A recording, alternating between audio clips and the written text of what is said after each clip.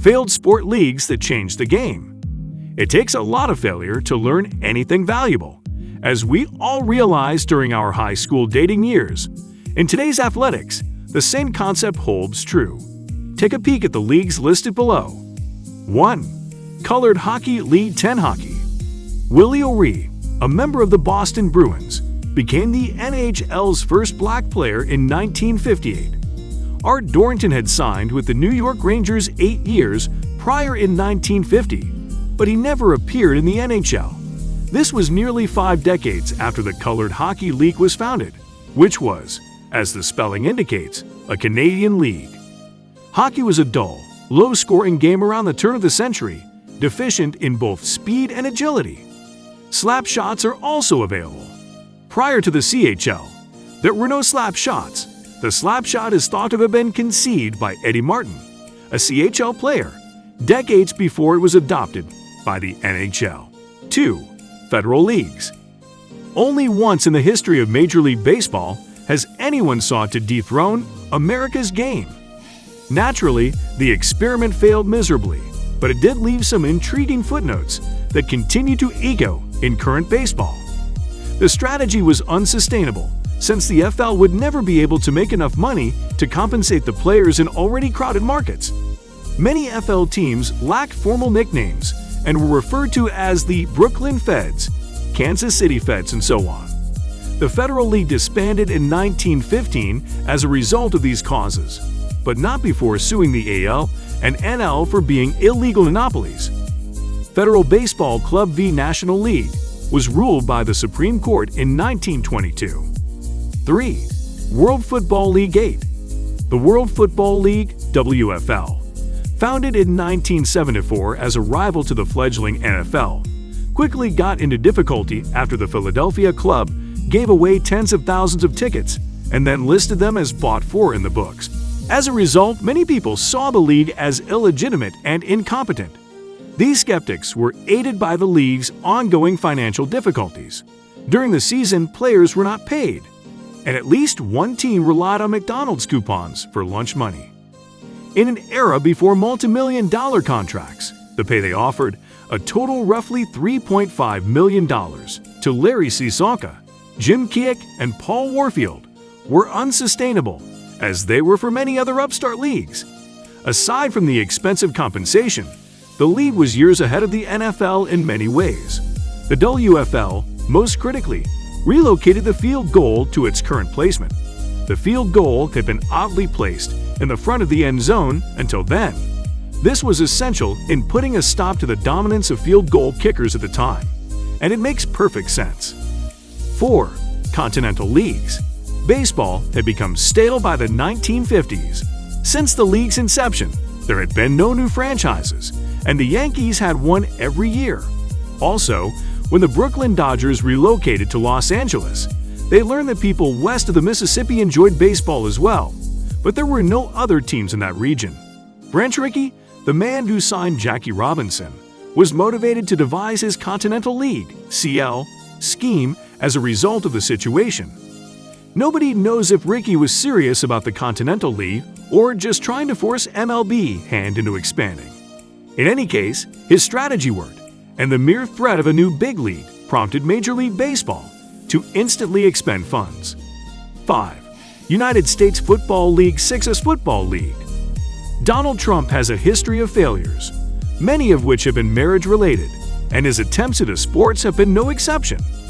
Donald Trump, a legendary real estate mogul at the time, decided he'd had enough of the National Football League in the mid-1980s. In 1983, he founded the United States Football League alongside David Dixon, the man who built the Superdome. To help the USFL to compete successfully, Dixon devised a cautious strategy that included moderate investment, a spring schedule, and slow development into NFL markets. The results were so bad that the league decided to put its future on the line by suing the NFL for antitrust violations. Surprisingly, the USFL won the case, but only received $3 in damages. The jury determined that the NFL was an illegal monopoly, but that the USFL failed due to its own bad management, and that they were not entitled to compensation. The USFL collapsed in disgrace almost immediately after this. 5. American Basketball League.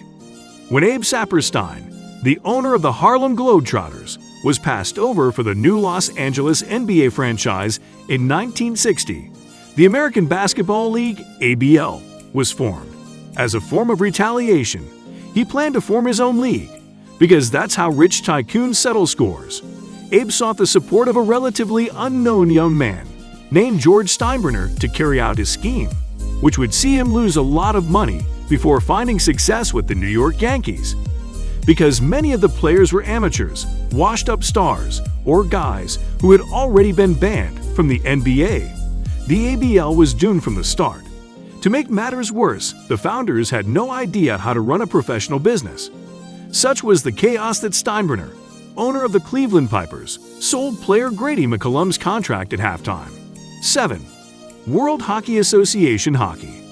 Surprisingly, until the late 1970s, the National Hockey League was solely composed of North American players. After the upstart World Hockey Association, WHA, sought and failed to compete with the NHL, everything changed. The WHA, like many other new leagues, signed lucrative contracts with its players, forcing NHL owners to pay their players more. The WHA greater compensation had a significant impact on the NHL, which had previously been the worst paid of the Big Four leagues.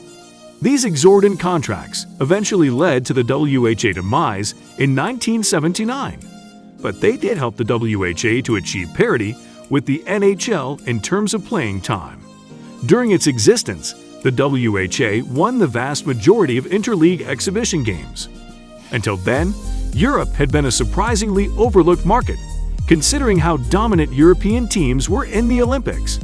This flood of foreign talent forced the NHL to do likewise, and changed the game into a more fast-paced and high-scoring affair, more like European hockey. 8. North American Soccer League. Soccer was generally unknown and, at times, revealed to many Americans before the North American Soccer League, NASL, debuted in 1968. To typical American spectators, the game's elements, such as a counting clock and a slew of draws, made little sense. The English win in the 1966 World Cup, on the other hand, attracted English-speaking fans all over the world, giving the NASL the impetus it needed to gradually bring soccer to America. The Cosmos soon drew 50,000-plus crowds on a regular basis, and Peel became a media celebrity. When Peel visited Nigeria, his sheer presence caused the country's civil war to be put on hold for 48 hours. CBS picked up the show because of the star power. Such a star attraction caused CBS to pick up the Soccer Bowl, the NASL Championship, and other networks began broadcasting regular season NASL games. 9. National Basketball League. When the Basketball Association of America and the National Basketball League joined in 1949, the NBA was born, NBL. Despite this, the NBA celebrated its 50th anniversary in 1996, which coincided with the BAA 50th anniversary, completely dismissing the NBL contribution to modern-day basketball. This historical disdain for the NBL is inexcusable, given that the NBL was the first league to allow African Americans into the game. George Mikan, whose athletic brilliance and star power nearly saved the NBA in its early years, began his career in the NBL. Mikan's scoring prowess put an end to the basketball's dead ball era. The Fort Wayne Zollner Pistons, which became the Detroit Pistons, a standout NBL team, were owned by Fred Zollner, an automobile magnate whose money was integral to the NBA in its infancy. 10. American Basketball Association Basketball. The American Basketball Association is, simply put, one of humanity's greatest creations and the only truly successful upstart major league. Slick was an ABA coach, and Bad News was a star player. The Indiana Pacers even had a wrestling bear as halftime entertainment, while the Memphis Tams offered all of its players $300 to grow a mustache. All of these novelties, along with the league's periodic financial instability, resulted in the most colorful sports league ever. The ABA, like the ABL, implemented a three-point line to enhance scoring by requiring defenders to defend the outside. As a result, more room was available for drives and dunks. Given how much modern basketball is fascinated with dunks, it's surprising to learn that dunks were not a big part of the game until the ABA showy style of play debuted. The ABA created a yearly slam dunk tournament to capitalize on the popularity of dunks. What other failures do you know that I should have included in my list? Let me know in the comments section. I will be going through all the comments. Thanks a lot for watching. That's all for today. Like and leave your comments right below. Subscribe to the channel if you haven't, and turn on the post notifications bell for more amazing videos.